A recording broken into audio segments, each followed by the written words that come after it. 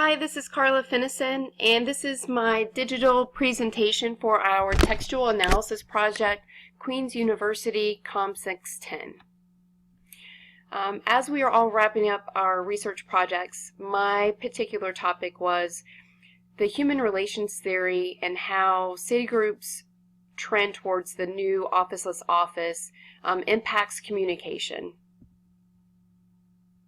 Communication capitalism and the officeless office is primarily demonstrating the increasing value that's being placed on employee-to-employee communication, as employers are now seeing that there's revenue, profitability, and employee satisfaction to be considered, and definitely factors not considered within the more classical styles of organizational management.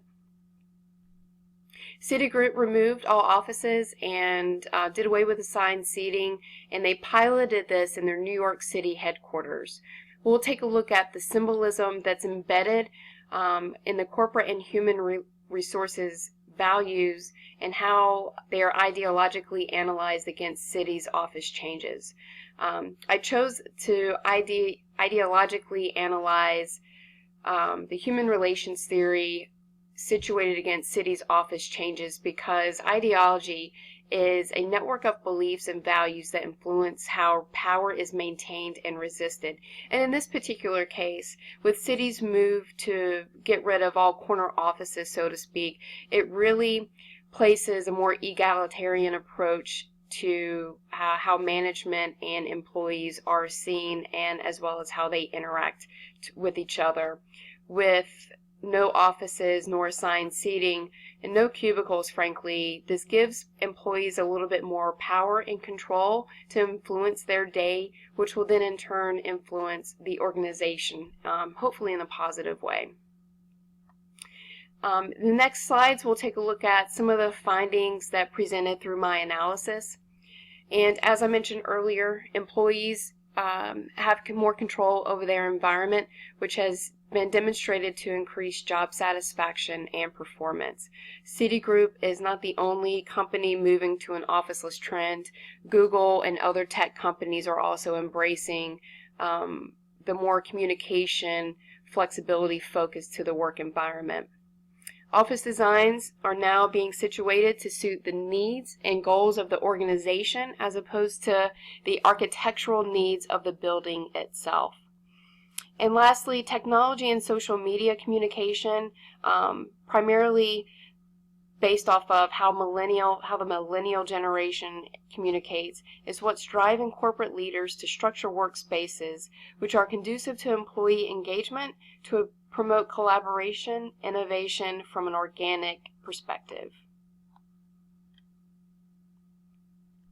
Throughout these findings, we'll demonstrate how the workplace design elements will mirror the new ways we communicate, like social media, and how those forms and more fluid forms of communication are now impacting employees, the organization, as well as the end consumers.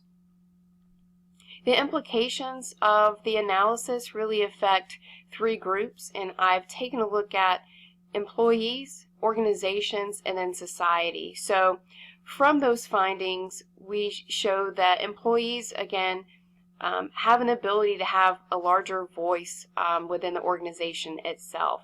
They also have more control over their day, including the tangible aspects of where they sit, to whom they speak. And then, of course, that leads to job satisfaction. As we've seen specifically in the human relations theory, money is not the primary motivator of jobs, so more and more it's becoming about flexibility and employee autonomy. Organizationally speaking, there is definitely a cost savings to not having to build out cubicles or build in office space to suit the building. And again, with the flexibility of your employee base, we have the ability to have better, more creative solutions to common problems that an organization might experience. And then lastly, because of the improvised collaboration that can occur instantaneously across departments and employees, this gives the organization the ability to address and respond to problems on the spot rather than after having problems filtered through committee after committee.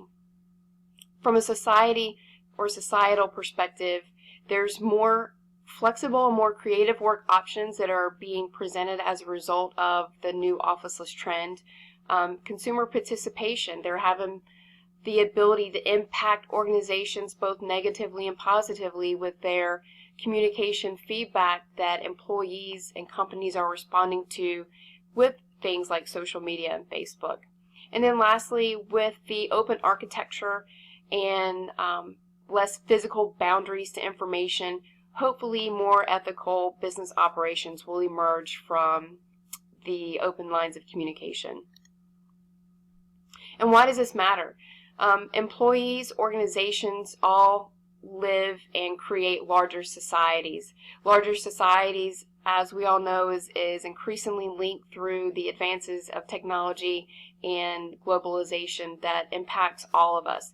So as we learn how to better communicate, more fluidly communicate with each other, the easier life can be for all involved and the less structured that a company can be when facing problems or keeping employees happy or responding to the needs of the larger community. And then attached is a list of references that I've used comprehensively throughout my research. And that concludes my digital presentation, and I thank you so much for watching.